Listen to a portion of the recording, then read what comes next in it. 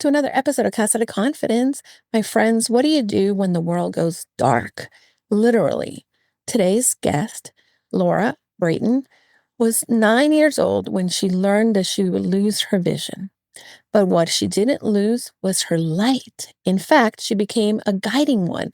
Laura's journey from navigating blindness to becoming the first blind graduate of Princeton Seminary, and now the author of Harnessing Courage, is one of grit, gratitude, and unshakable purpose. You are about to hear the story that will change your view on obstacles and give you a perspective on your own strength.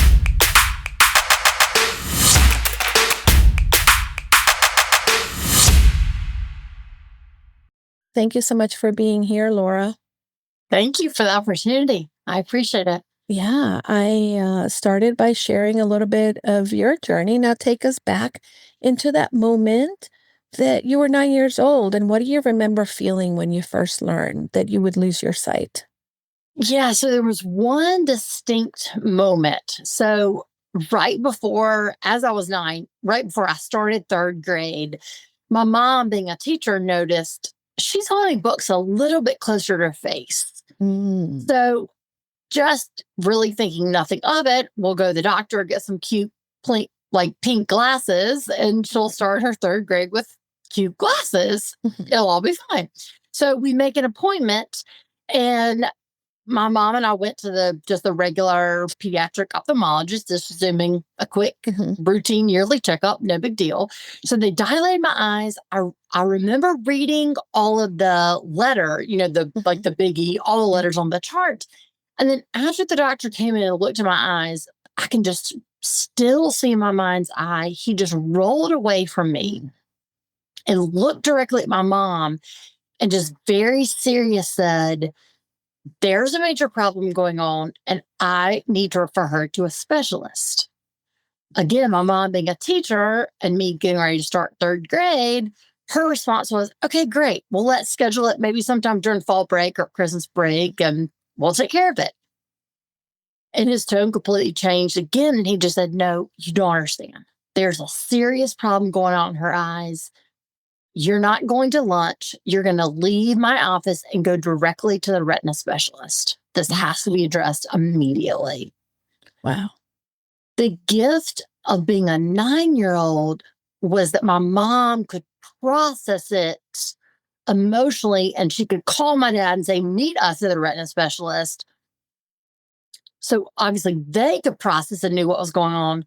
Right. But I, as a 9-year-old, could not. Mm-hmm. Because in my mind, I could see then, so I guess I would always see. It was just right. in that moment. Mm-hmm. So for me, the reality clearly hit my parents, but not me as a 9-year-old. The reality for me came as a teenager. Yeah.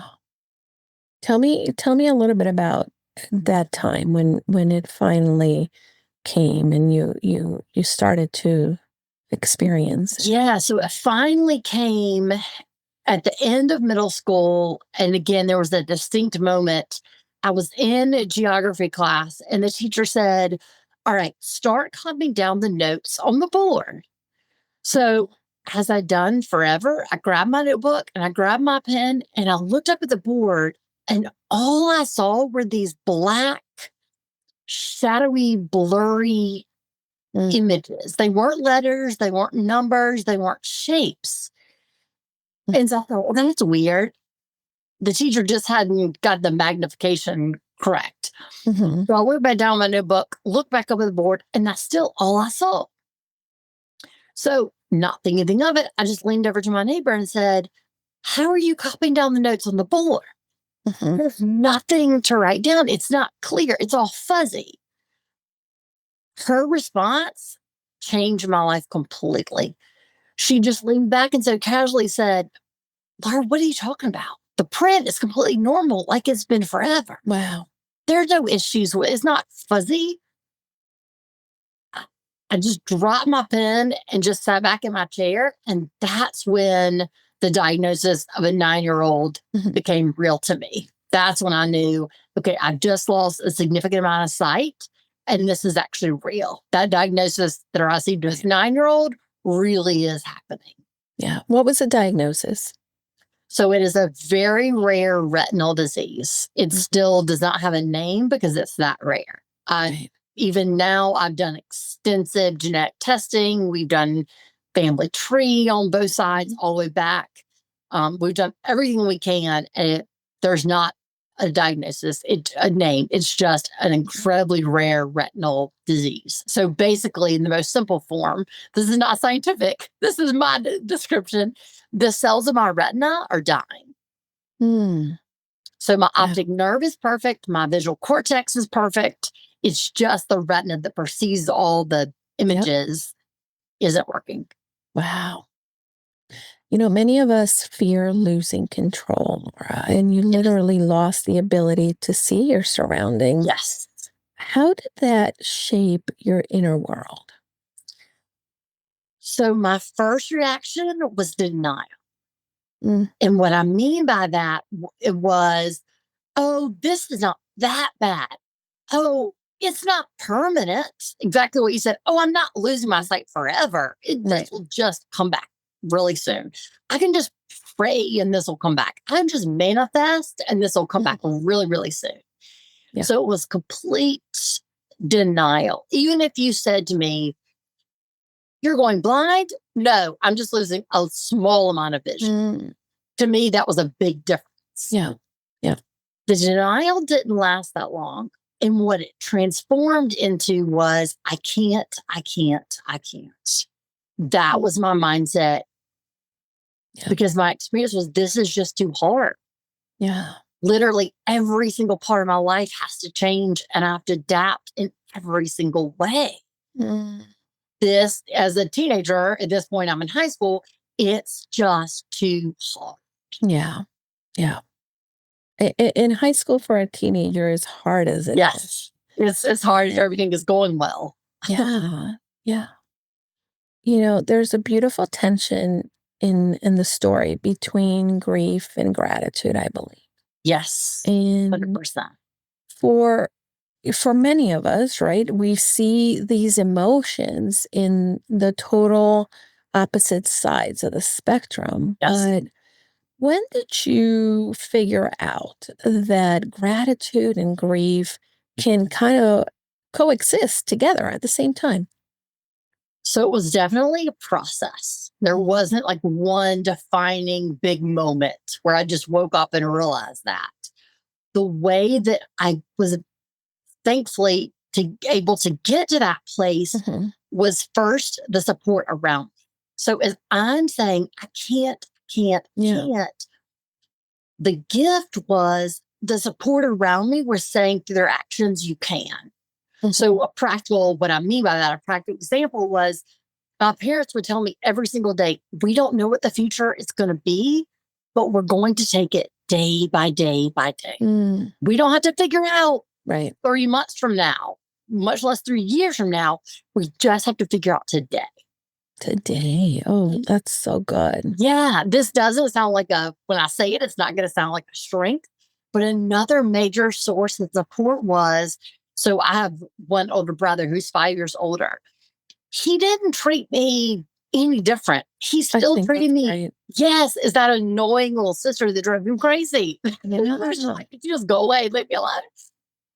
Yeah, that, and again, I laugh at that now because at the time I was like, "You're so mean. Don't you feel sorry for me?" Yeah, but sometimes that's what you need. That's 100% what I need. We think we have to give special treatment, and sometimes, yes, we need accommodations. But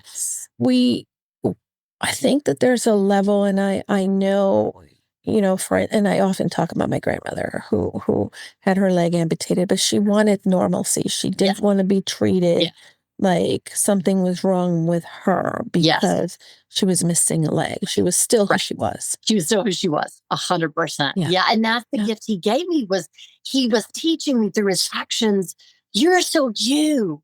You just can't see as well. What a beautiful gift. It was an incredible gift. So to answer your question, so I learned grief and gratitude coexisted, and they were both okay to live in those worlds. because that was what I was experiencing. As I was grieving that loss of vision, Right. the world around me was saying, you can keep going. And a very specific moment that I had about the grief was a mentor of mine in college.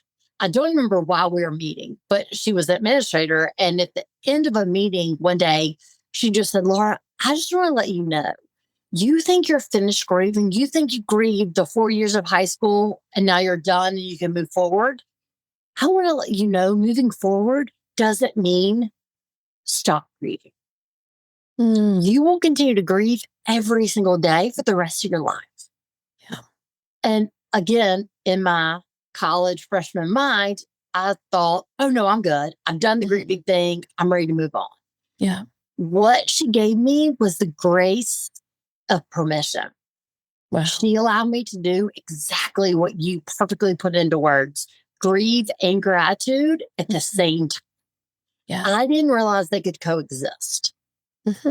No, absolutely. And I think that, the gift of permission is something that I am hoping that perhaps a listener has been going through something difficult. And a lot of time, the world, doesn't pay attention to the fact that we may be in grief. Yes. And you don't have to move. You can process it at your own rate. Yes. Your story.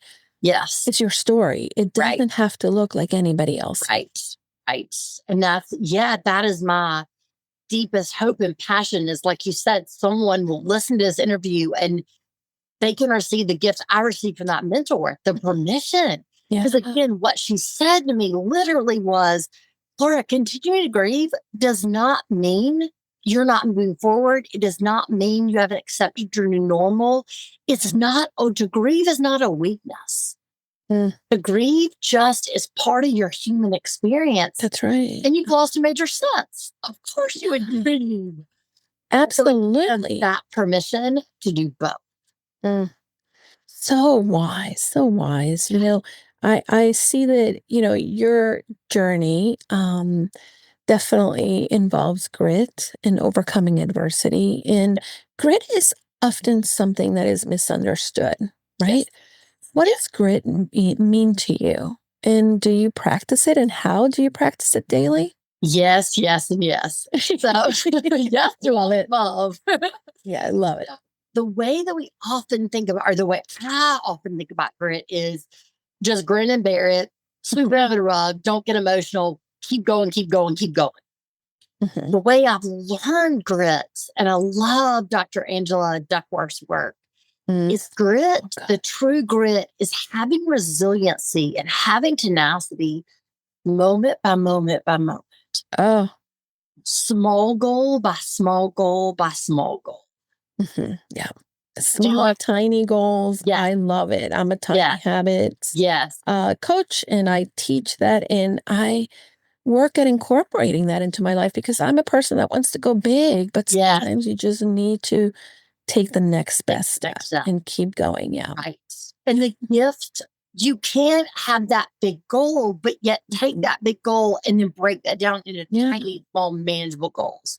So, for example, when I was immediately going through the transition of adjusting to life without sight, I was so overwhelmed with the future. So, again, a practical example. When I was starting my senior year in high school, of course, my goal was to graduate from high school, go to college. Yet I was so overwhelmed by that big goal.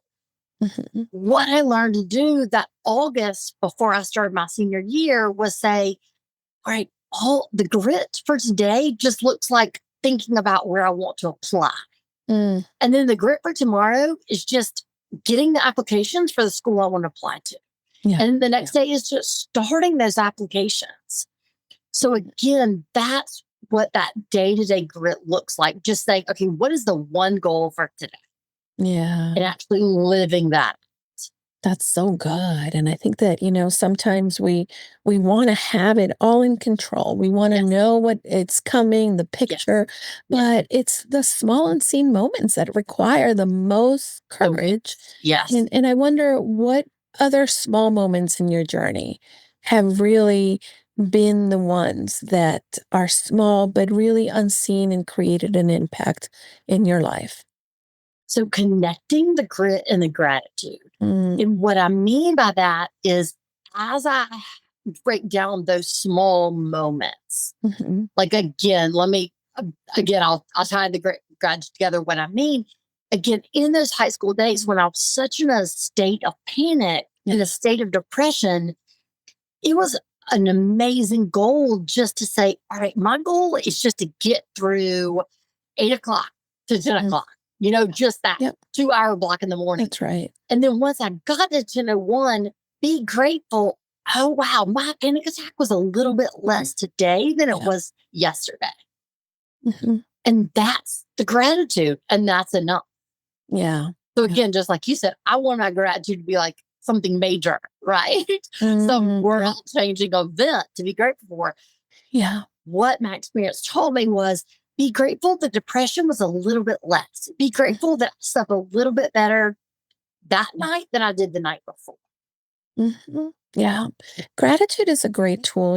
I've been really working, and again, I had my first coach. I'll never forget. Um, she had me every night for 30 days write 100 things that I was grateful for, and they couldn't be the same thing. Yes, that's exactly what my mentor told me. Yes. And I thought, you got to be kidding me. And it really helped me to shift so much so that nowadays, and life is not always perfect. Life Right. has this lifers moment. And I I try to remind myself, right, when that annoyance or that person kind of like is trying to get in your grill, I'm like, okay, what am I grateful for? And I start to list all the different things that I'm grateful for, even if it's just that my dishes are clean, right? Right. And Yes. these little things just add up and Yes. make a big impact. And Make a huge, you get it, yeah, right? I that cannot Yeah. be underestimated. I mean, I cannot say that enough. Yeah. Hmm. Just, I made my bed today. Like you Yeah. said, I just unloaded the dishwasher. That's huge. A lot of days, especially in those beginning years, that was a great accomplishment for the day. Yeah. Yeah. And to Absolutely. trust that's enough Mm, and to know that we're worthy when we accomplish that. yeah. Now, Laura, you write about applying gratitude moment by moment, like we're talking about. And Yes. how do you practice that now, when life feels that maybe you don't even have something to be grateful for at times, right? Because we all feel that, but how do you practice it? So let me back up by saying I started exactly how you started. I had a mentor that said the exact Mhm, same thing to me. Now that I've been doing that practice for so long. mhm. Now it's a mindset. And Yeah. what that mindset looks like is just like you're saying, when I have those days, oh my gosh, Mhm, there's nothing I'd be grateful for. Making myself stop and say, yeah, there's nothing I'd be grateful for. And what is that one tiny thing that I mhm. survived the day because of? Mm, Maybe it was that random person yeah. in the elevator that just spoke to me. They just said a kind word. They just said hello, and like they didn't know what I was going through. They didn't know my life situation, but just that kind gesture. Maybe it was just walking outside and feeling the sunshine, Mm, yeah. just the fresh air, the gift of the Yeah. fresh air. So allowing myself to acknowledge, and circles back to what you said, Mhm, acknowledging the grief and the gratitude both have a place in the same day. mhm. So acknowledging this was a really, really hard day. And maybe what I'm grateful for is that the day's over, right? Like I Yeah. made it through the day somehow. Made it through the And day. it's over. Yeah. And again, like I mentioned earlier, trusting that's enough. Mm, yeah. And the reason I say that, my perspective used to be, unless I had a good day, I was not enough. Ooh. Mm, But trusting, even when it's a bad day, mhm. I'm still enough. Yeah, absolutely. And I think that, it's necessary in the sense that sometimes gratitude feels impossible. Yes. Yes. And that's okay. That's Just let it okay. be. I Let it don't be. force Oh, it. yeah. We try, and I think that that's the problem at times, right? When we have these personal development conversations, that we try to make them, oh, I need to be sunshiny and Yes. happy, and you, it's okay, right? That Yes. you're not going to feel like it's possible to feel grateful. Yes. And that's, And yeah, it's actually very healing because what you're saying actually hindered me in that personal development. Oh, it's all sunshine. mhm, That actually hindered me in my initial adjustment adapting because when I wasn't feeling that way, clearly I just told myself, like, I thought something's wrong with me. Oh, mhm. I'm not enough because all these personal development books and Yeah. podcasts are telling me it must be, Oh yeah. rosy and sunshine. So just again, permission to say, this is really hard and I've cried all day or I've been angry all day today. And that's enough. That's okay. Yeah. And those are human emotions, Yes. human Yes. experience. And for so many of us, we fear the emotions that are not that, unicorns and sunshine and Yeah. rainbows. And really it's okay to even know, like, okay, this is the thing. I'm not always going to be perfect. I won't always Right. feel great. And acknowledging it and not trying to change it, Right. but Right. just acknowledging it is really the first step. That's the key. Not trying to change it. Just let it Mhm. be what is. Yeah. You were the first blind student to receive a master's of divinity at Princeton. Yes. What did that experience teach you about the institutional barriers in your own capacity? So this is the gift again of how grit and gratitude balance each other so well.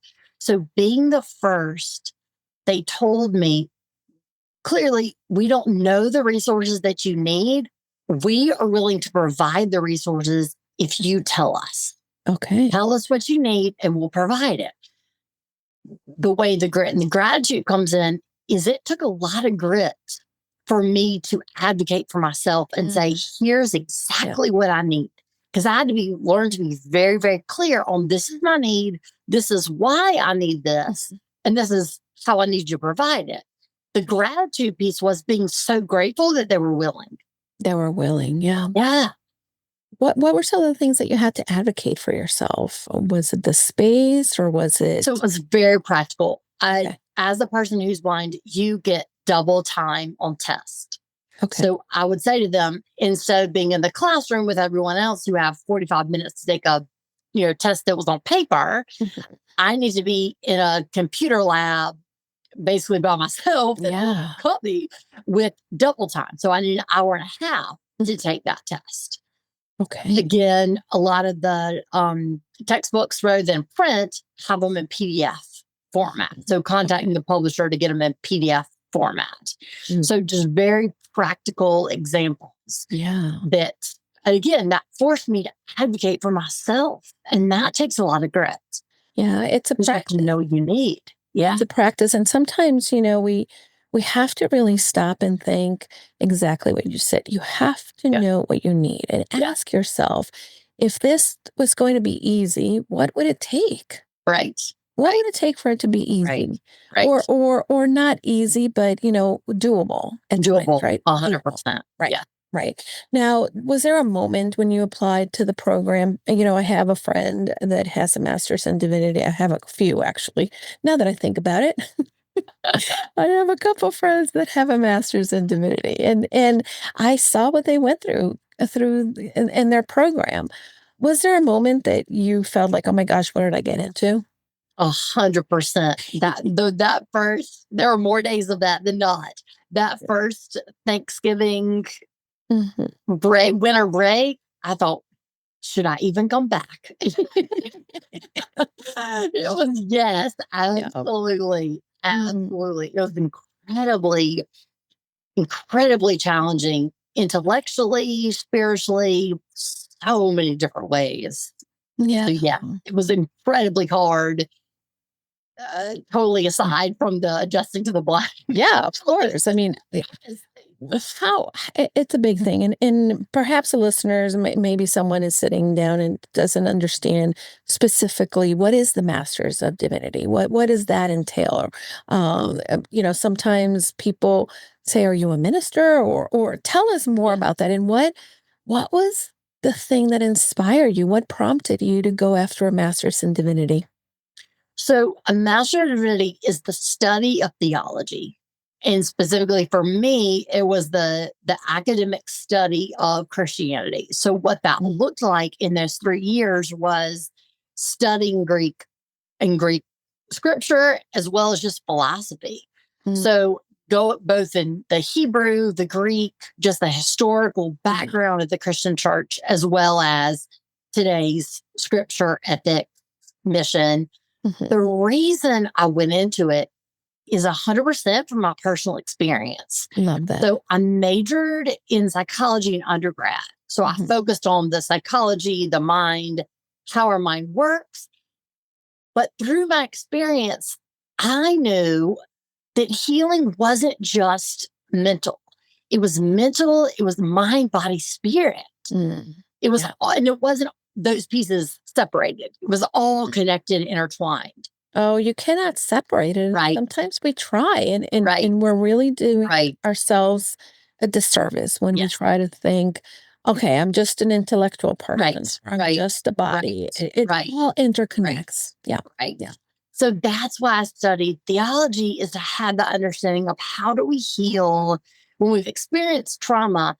Mhm. How do we heal mentally, physically, spiritually, everything, all of it Everything. combined? And again, like you said, not in separate areas, but all of it combined. So that was my passion for studying theology. Yeah.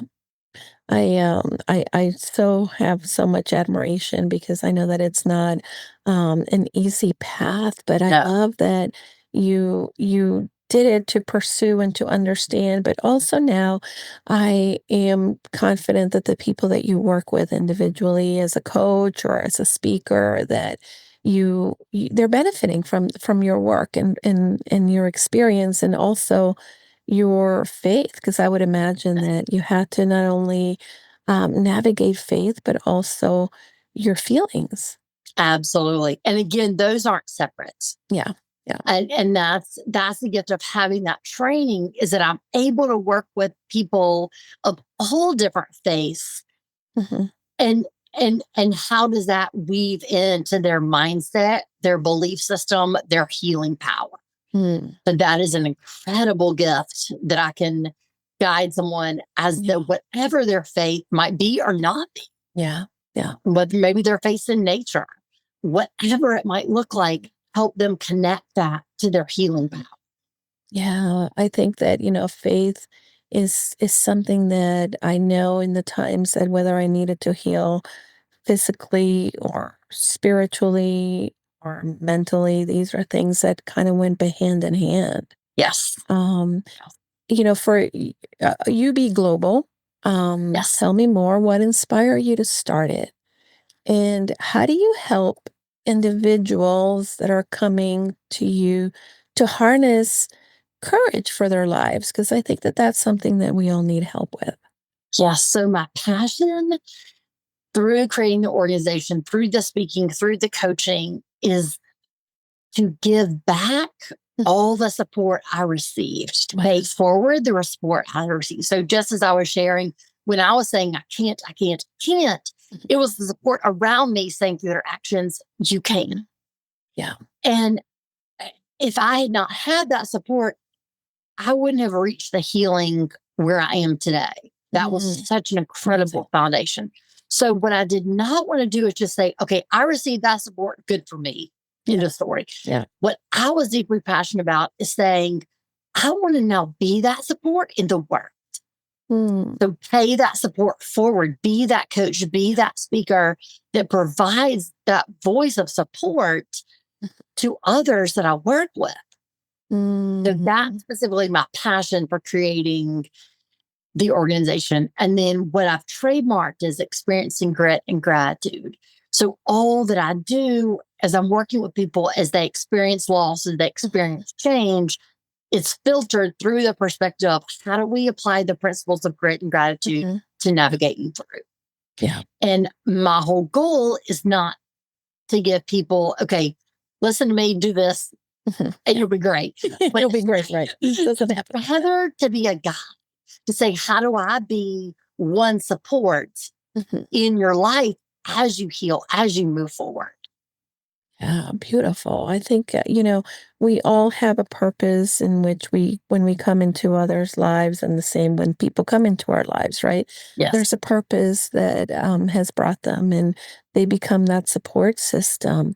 Now, you also work with organizations. What kind of organizations and or individuals, for that matter, come to you, and how do you help them, and what are they looking to achieve? So the organizations are typically corporations, associations going through some type of change in their either organization Mhm. or in their industry that they need help again with those resources of how do we navigate through change. Mm, And then with the coaching, it's a lot of people who've experienced non-death losses. So what that means is either a loss of relationship, a mhm, major job change, either a physical, just like I went through a physical transition, any type of major loss that impacts their life in a mhm, powerful way. mm, Again, that's who typically I work with. A lot of athletes mhm. who they experience major injuries just from the mindset or level of when Mhm. so much seems out of control. What can I Yeah, control? It's our mindset. it's our mindset, and, I wish I would have, definitely known that lesson much sooner. Yes. Your work is admirable, and, I'm a fan. I'm so glad that we sort of cross paths, but for most of my listeners, right, they are also doing the type of work that creates an impact. And I often like to ask individuals, what is the message that you most want to leave behind through the work that you're doing? As we go through change, acknowledge, and again, that word permission, give yourself permission to acknowledge the change is hard. Mm, And that's not a weakness. That's not playing victim. That's no, not no, no. choosing to move forward. Just give yourself the space to say, this is really hard. This is Mhm, difficult. And then once we acknowledge that, then we mhm. also at the same time have the power to move forward. Yeah, amazing, amazing. Laura, I don't want to let you go, so I'm gonna. Are you game for some rapid fire questions? Absolutely. Let's do it. Let's do it. 100%. I've been having a lot of fun doing these lately, and I forgot in the very beginning in the first episodes of the podcast I used to do these a lot, and then somehow I stopped and I said, I'm gonna go back to that. So here we are. Let's Okay, go. let's see. The one word that describes your childhood. Fun. The last thing that made you laugh out loud. So I love hiking. And just a few days ago on a hike, there were several different funny experiences that we had a lot of fun laughing at. Close encounters with a lot of animals that were Oh hilarious. boy, So that's that's awesome. not a short answer, but that was the last No, listen, it's a good answer. deep laugh. No, sometimes we need to be outside of our regular everyday life to Yeah. find those funny moments. Is there a book that changed your life? Tuesdays with Maury. I love that book. Oh, so good. Okay, what's your morning mantra or grounding ritual? Start with gratitude. So just receiving the gift of the day. Hmm. Beautiful. Now, what's one misconception people have about living with blindness? I'm amazing. Hmm. And what do you hope people remember about you? I'm human. Mm. So beautiful. You're so awesome. Thank you for joining me and for having this conversation and for allowing us to get to know you. My friends, I love that Casa de Confidence has become the home of great individuals who are living in their purpose, but creating an impact in the world around them. And if Laura's story has moved you and you're navigating your own storm, I encourage you to pick up her book, Heart is Encouraged. I also want to, encourage you because it's not just a memoir, it's a mirror to what everybody is seeking when it comes to purpose and pain. And I would love to hear you tell us what you thought of this interview. I would love for you to share this interview with someone that perhaps is going through that moment in life where they can use a little bit of inspiration, grit, and gratitude, and can benefit from hearing Laura's story. Laura, is there anything I didn't ask you that maybe you want to leave the listeners with? That's great. Just to reiterate what we talked about, just giving yourself permission and Mm, knowing and trusting you're enough. yeah, beautiful. Well, thank you, Laura, for being here. We're going to have all the information in the show notes for you to connect with Laura. And her website is laurabratton.com. Laura Bratton, that's Bratton. And go and get her book. Sign up for her email list. Let her know that you met her through Casa de Confidence. And I'd love for you to maybe take a small moment to implement gratitude in your life. And I'd love to hear how you were able to do that today, my friends. Thank you, Laura. Absolutely. Thank you for the opportunity and thank you for this platform. Everybody, don't forget, go confidently in the direction of your dreams.